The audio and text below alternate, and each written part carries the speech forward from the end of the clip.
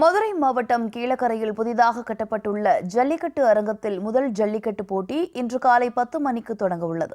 கூடுதல் விவரங்களுடன் நேரலையில் இணைகிறார் செய்தியாளர் சல்மான்.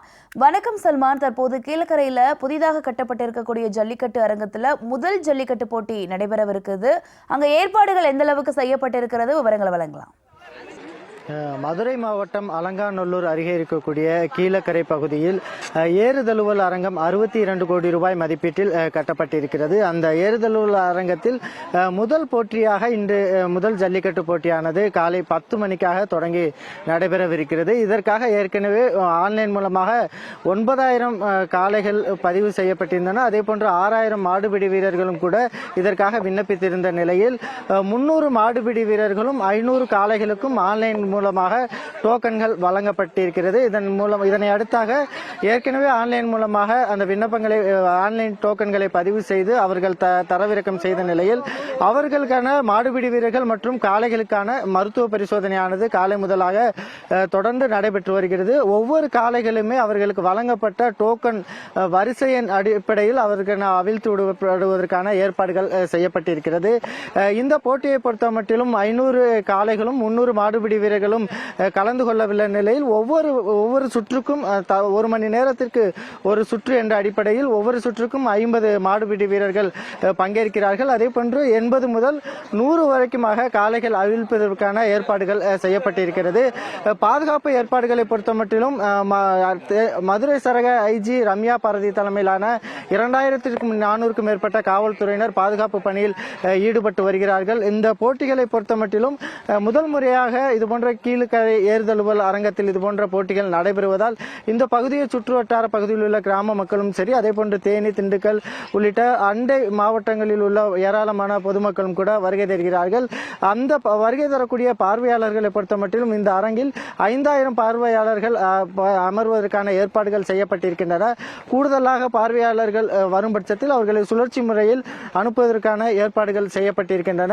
இந்த முதல் முறையாக இந்த ஜல்லிக்கட்டு போட்டி நடைபெறுவதன் காரணமாக முழுமையாக வரக்கூடிய ஒவ்வொரு பார்வையாளர்களும் முழுமையாக பரிசோதனை செய்யப்பட்ட பின்பாகவே அவர்கள் அனுமதிக்கப்பட்டு வருகிறார்கள். தொடர்ந்து காலை 7 மணி முதலாகவே பார்வையாளர்கள் அனுமதிக்கப்பட்டு வரக்கூடிய நிலையில் ஜல்லிக்கட்டு அரங்கில் பார்வையாளர்களுக்கான அவர்கள் அமரக்கூடிய பகுதி என்பது திறந்த வெளியிலே இருப்பதன் காரணமாக அவர்கள் காலை 7 மணி முதலாகவே வெயிலில் காத்திருக்கக்கூடிய ஒரு நிலை ஏற்பட்டு இருக்கிறது.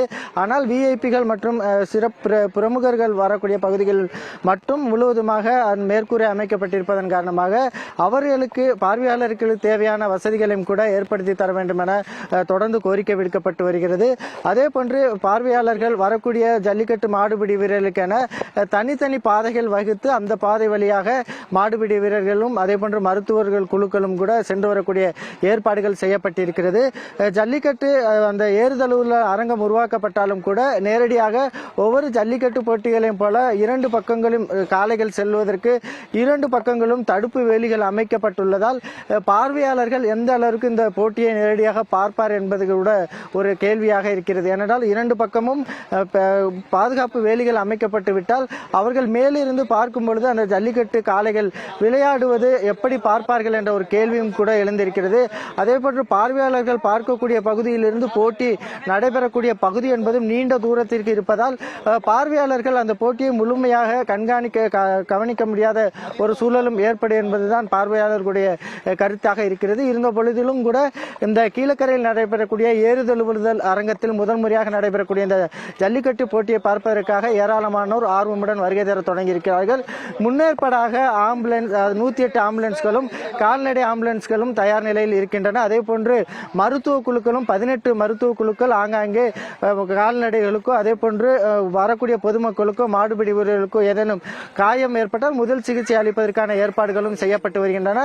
ஆங்காங்கே காவல்துறையினர் பாதுகாப்பு பணியில் ஈடுபடுத்தப்பட்டுள்ளதோடு முன்னெச்சரிக்கை நடவடிக்கையாக தீயணைப்பு துறையினரும் வாகனங்களும் நிறுத்தி வைக்கப்பட்டுள்ளன.